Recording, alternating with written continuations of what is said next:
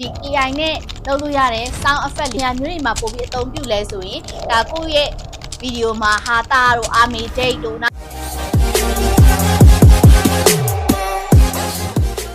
အားလုံးပဲမင်္ဂလာပါဒီနေ့မှာမစင်ကဒီ Filmora app ထဲကဒီ AI နဲ့လုပ်လို့ရတဲ့ sound effect လေးကိုလာပြီးတော့မှမျှဝေပြီးသွားချင်ပါတယ်မစင်တို့ sound effect ဆိုတဲ့အခါမှာဘယ်လိုနေရာမျိုးတွေမှာပို့ပြီးအသုံးပြုလဲဆိုရင်ဒါကိုယ့်ရဲ့ဗီဒီယိုမှာဟာတာတို့အာမီဒိတ်တို့နောက်တစ်ခုကကျတော့နည်းနည်းလေးပိုစာတန်းထူတဲ့အခါမှာလည်းဒီနောက်ခံအတန်လေးတွေထည့်ချင်တဲ့အခါမျိုးတွေမှာဆိုလို့ရှိရင် sound effect ကိုအသုံးပြုရပေါ့နော်ဒါပေမဲ့တချို့တော့ဒီ sound effect တွေကမစင်တို့တွေ YouTube ကနေပြီးတော့မှ download ရတာများတယ်ပြီး original ပါတဲ့ sound effect တွေကနည်းနည်းလေးတိတ်ပြီးတော့မှအများကြီးတိတ်တုံးလို့အဆင်မပြေဘူးပေါ့နော်နည်းနည်းထူးထူးဆန်းဆန်းလေးအသုံးပြုချင်တဲ့လူတွေဆိုလို့ရှိရင်တော့ဒါ YouTube ကနေပြီးတော့မှလည်းနောက် sound effect ဆိုပြီးတော့မှရိုက်ပြီးတော့မှ download ရရပေါ့နော်တကယ်လို့ကိုယ့်အနေနဲ့ YouTube ကနေလည်းမ down ချင်ဘူးဒီ app တွေထဲကပါတဲ့အရာမျိုးလေးတွေကိုလည်းကိုယ်အသုံးမပြုချင်ဘူးဆိုလို့ရှိရင်ဒါဒီ Filmora app မှာဆိုရင်ဒါတခြားတော့ဘယ်မှာမှမရဘူးပေါ့နော်တခြားတော့ဘယ် app မှာမရဘူး AI နဲ့ကိုမှ sound effect ကိုဖန်တီးခိုင်းလို့ရတယ်ကိုက sound effect ကိုဥပမာ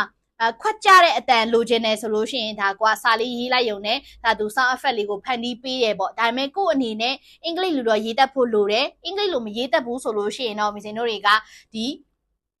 ဘယ်လိုပြောမလဲ Google Translate ကိုအသုံးပြုလို့ရရပါတော့ကိုမြန်မာလိုသိပြီးတော့မှအင်္ဂလိပ်လိုဘယ်လိုမျိုးလဲအဲ့လိုမျိုးလေးလဲအသုံးပြုပြီးတော့မှမစင်တို့ဒီကိုလိုချင်တဲ့ sound effect ကိုလာပြီးတော့မှရွေးချယ်ပြီးရိုက်ယူလို့ရရပါတော့ခဲဆိုလို့ရှိရင်တော့ဒီ Filmora app ကနော် sound effect ကိုလိုချင်တဲ့ဆိုလို့ရှိရင် AI ကိုဘယ်လိုမျိုးထုတ်ခိုင်းလို့ရမလဲဆိုတာကိုမစင်နဲ့တူတူသွားပြီးတော့မှကြည့်လိုက်ကြရအောင်နော် Let's go တော့မစင်တို့တွေ Filmora app လေးထဲကိုတစ်ချက်ဝင်လိုက်ပါမယ်ပြီးတော့ဒါမစင်လောက်ထားပြီးသားဗီဒီယိုလေးကိုပဲရွှေ့လိုက်မယ်သူက sound effect ဆိုရင်အောက်က audio ထဲကိုပဲတစ်ချက်သွားမယ်ပြီးတော့ဒီမှာဒီ AI audio ဆိုတဲ့နေရာလေးကိုပဲမစင်တို့တစ်ချက်ပြန်ပြီးတော့မှသွားမယ်ပေါ့နော်ဒီမှာသူကဘေးမှာ AI sound ဆိုတာလေးရှိတယ်အဲ့ AI sound ဆိုတာလေးကိုနှိပ်မယ်ဒါလည်း AI music လိုမျိုးပဲပတ်စံပေးချရတဲ့အရာမှာဆိုလို့ရှိရင်တော့သူကတစ်နေ့ကို3ခါပဲ free အသုံးပြုလို့ရမယ်အဲ့တော့ iPhone သမိုင်းအနေနဲ့ဆိုလို့ရှိရင်တော့တစ်နေ့ကို free 3ခုပဲရမယ် Android သမိုင်းအနေနဲ့မှာတော့မစင် down ခိုင်းတဲ့နော်ဒီ link ကနေပြီး down မယ်ဆိုလို့ရှိရင်တော့ဒါ free အကုန်လုံးအသုံးပြုလို့ရမယ်အဲ့လိုမှမဟုတ် Play Store ကနေပဲ down မယ်ဆိုလို့ရှိရင်တော့ iPhone သမိုင်းလိုမျိုးပဲတစ်နေ့ကို3ခုပဲ free အသုံးပြုလို့ရမယ်ပေါ့နော်အဲ့တော့ဒီမှာဆိုလို့ရှိရင် select language သူကအင်္ဂလိပ်နော်အင်္ဂလိပ်လိုရွေးချယ်မယ်ပေါ့နော်သူကကြဒီမှာရွေးချယ်လို့များပုံတည်ဖြစ်တယ်ဒီမှာဆိုရင် describe the sound effect ပေါ့နော်သူကဒီနေရာမှာsound effect ကိုဖန်တီးခိုင်းတယ်ဒီမှာဆိုလို့ရှိရင်မစင်တို့တွေကအင်္ဂလိပ်လိုရေးရမှာဖြစ်တယ်ပေါ့နော်အဲ့တော့ကိုကဒီမှာထားလိုက်ပါတော့ broken coffee cup ပေါ့ coffee ခွက်ကွဲတဲ့ဟာပေါ့နော်အတန်လေးbroken coffee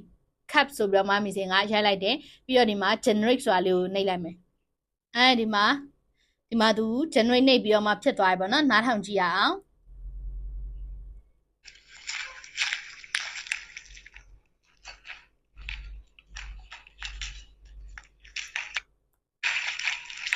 ကိုရေးတဲ့စာလေးကမမှန်ဘူးဆိုလို့ရှိရင်လည်းသူဘလို့အတန်လည်းမသိဘူးထွက်လာပါတော့အဆင်မပြေဘူးအဲ့တော့မစင်တို့တွေကဘာအသုံးပြုမလဲဆိုလို့ရှိရင်Google Translate ကိုGoogle Translate ကိုမစင်တို့တွေကအသုံးပြုမယ်ပေါ့နော်အဲ့တော့ဒီမှာအင်္ဂလိပ်ဆိုတဲ့နေရာမှာမစင်တို့မြန်မာကိုရွေးမယ်ရေခွက်ကြတန်ပေါ့ The sound of a water cup ဒါလေးကိုမစင်တို့ဒီအောက်မှာတော်လားနှစ်ထပ်ဖြစ်နေတာ copy ယူလိုက်တယ်ယူပြီးတော့မှမစင်တို့ Filmora app ထဲပြန်သွားမယ်ပြီးအပွားများလေးနဲ့ပြန်စုပ်ပြီးတော့မှဒါလေးနဲ့လုပ်ပြီးတော့ဒါလေးကိုနှိပ်မယ်ပြီး generate နှိပ်လိုက်မယ်ရပြီ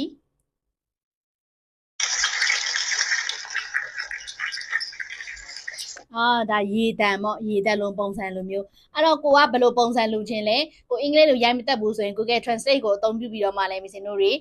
ဖန်တီးလို့ရရပါတော့ဒီရဲ့ sound effect တွေကို YouTube ကနေလည်းမရှာချင်ဘူးဒီ Filmora app ကနေပဲအလွယ်တကူရှာချင်တယ်ပြီး AI ကိုလောက်ခိုင်းမယ်ဆိုလို့ရှိရင်တော့ဒီလိုပုံစံမျိုးလေးဖန်တီးလို့ရတယ်ဒါလည်းမစင်တို့တွေကတချင်းအတိုင်းပဲ48နိုင်ပဲကိုစိတ်လို့ရတယ်အသုံးပြုမယ်ဆိုလို့ရှိရင်တော့အပေါင်းလေးကိုတစ်ချက်နှိပ်လိုက်ဒီမှာဆိုလို့ရှိရင်ဒါမစင်က လေတိုက်တဲ့အတန်ဟာလေးကိုယူရမှာဖြစ်တယ်ပေါ့နော်ညနေခင်းလေတိုက်တဲ့အတန်ဒါဆိုလို့ရှိရင်ရေတန်ဖြစ်သွားရဲပေါ့ဒီလိုမျိုးကိုဗီဒီယိုနဲ့ live ဖတ်တဲ့တချင်းတန် sorry sound effect လေးတွေကိုလည်းတေချာလေးရွေးချယ်တတ်ဖို့လိုအပ်ပါတယ်ဒါဆိုလို့ရှိရင်တော့ဒီ Filmora app မှာ AI နဲ့ sound effect တွေကိုဘယ်လိုမျိုးဖန်တီးခိုင်းလို့ရမလဲဆိုတာကိုအားလုံးနားလည်သဘောပေါက်ကြလိမ့်မယ်လို့ထင်ပါတယ်နားမလည်ရရှိရဆိုလို့ရှိရင်မိစင်ကိုချိန်မြလာပြီးမေးလို့ရပါတယ်ဒီဗီဒီယိုလေးကအကျိုးရှိရဆိုလို့ရှိရင် like share လေးလုပ်သွားပြီးကြအောင်နော်နောက်ဗီဒီယိုမှာပြန်လည်ဆုံတွေ့ပါမယ် bye bye